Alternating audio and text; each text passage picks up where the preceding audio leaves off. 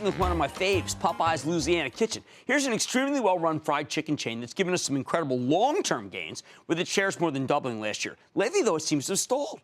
Popeyes peaked at $66 in January, and since then it's come down a little more than 8 points from its high, despite the fact that the company has reported not one, but two objectively good quarters, first in February and then again last night. See, we just learned that Popeyes' global same-store sales increased by a better-than-expected 7%.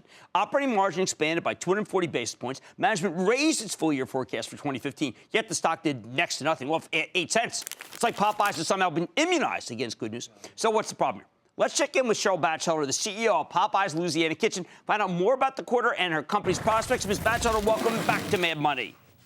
Thank you, Jim. Great to be with you again. All right, Cheryl, I got to tell you, this is the biggest disconnect I've seen in all the years we've been talking. This was exactly what I wanted, much better than expected comp store sales, good gross margins, and yet the stock is right now stalled. I know your job is to just do the best CEO you can be, but you have to admit there is some sort of disparity here, don't you think? Well, you know, this was 20 quarters of same-store sales growth for domestic and 21 quarters for international. We beat our competitors for 28 quarters. You know, we're about long-term, steady, consistent, reliable performance, and I believe the market will reward us over time. As you know, in 2007, the stock was $13. Today, it's $58. We're moving in the right direction. Do you think it's possible that people just don't pay attention to the conference call where the last thing you mentioned was like the avian flu? It has nothing to do with us. Maybe if you tell our viewers that it doesn't have anything to do, they'll trust you. I'll be happy to do that. There is no avian flu in the broiler flock, which is the flock of chickens that we use for protein in our restaurants. That has not happened in the broiler flock at all. And that is, therefore, there's no impact on supply or any concern whatsoever.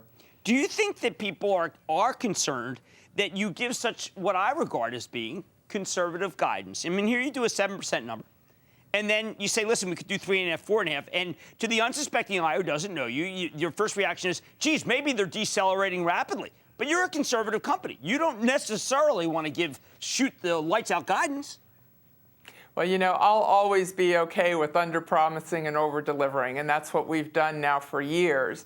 My investors are happy with their returns over time, and any given day is not something I spend a whole lot of time worrying about. I think the thing to watch is how we continue to perform through this year. We have an exciting pipeline of new products up ahead of us. One of them in the restaurant right now, which is smoky garlic chili chicken, and it has a great sauce with it, which I'm sure you'll get to enjoy today on the program. Well, you know I do, and I always take it home when you're on. Free cash flow, $17.7 million versus $14.2 million in 2014.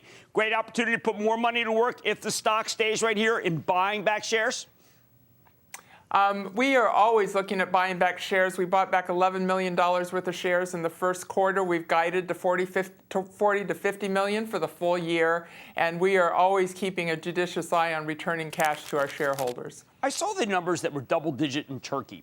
And you know what? You've taught me that there are palates around the world that happen to have a great synergy with Popeyes. Is it possible that you flood the zone and just decide, listen, I'm going to put up 100 in Turkey, 100 in Peru, wherever it's really working? Because that's what Domino's did with India, and it turned out to work pretty well. Yes, there is a lot of opportunity to accelerate growth internationally. And what we're seeing right now is we're investing in building awareness and trial of our brand, like we did in Turkey with double-digit same-store sales. We've now gone to Peru, we've gone to Singapore, and we're moving around the world with this exciting story of our amazing, flavorful, and festive food. And Jim, I think there's a long, positive runway for international growth for Popeyes. We know that there have been some commodity costs that were up, your franchise model. Are any of the franchisees getting nervous here because chicken prices have gone up? You know, our chicken prices moved up at the very first of the year. What I'm really excited about is our team worked closely with our franchisees, and they made very careful, judicious pricing moves on their menu, really minimizing the pricing impact to the customer. And I think that 7% comp tells you we withstood that very, very well with continued momentum on the brand. So I think we withstood that well, and we expect commodities to moderate looking ahead to the second half. Surprised how strong the market reacted to Bojangles, which doesn't necessarily have your comp store sales numbers. That's correct. Primarily a breakfast chain in the Southeast. but it did do well. I mean, the market has some appetite for IPOs, but I've got to tell you, Cheryl, we've spoken to Sonic, Fiesta Restaurant Group, speaking to a lot of the guys who have just done incredibly well during this period, including Chipotle. The group has fallen out of favor. I wonder whether that isn't because people just said, you know what, gasoline prices are done going down. I'm going to sell the restaurants.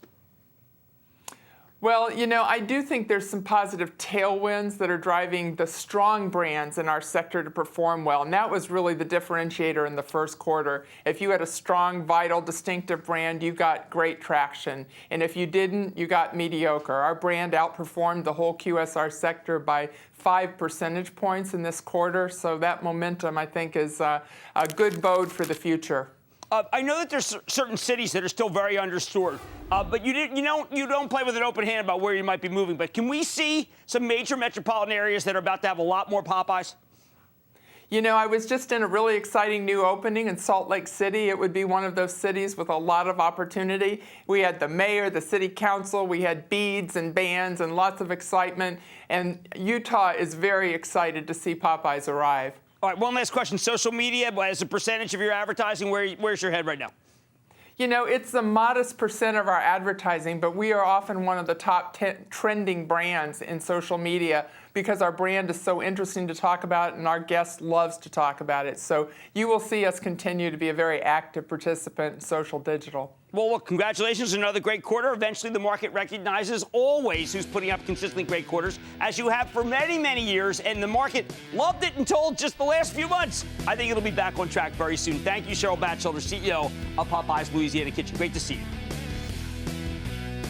Guys, what can I say? Stocks that do really well, that report really good numbers, tend to go higher over time. And that's what's going to happen here. Mad Money's back here.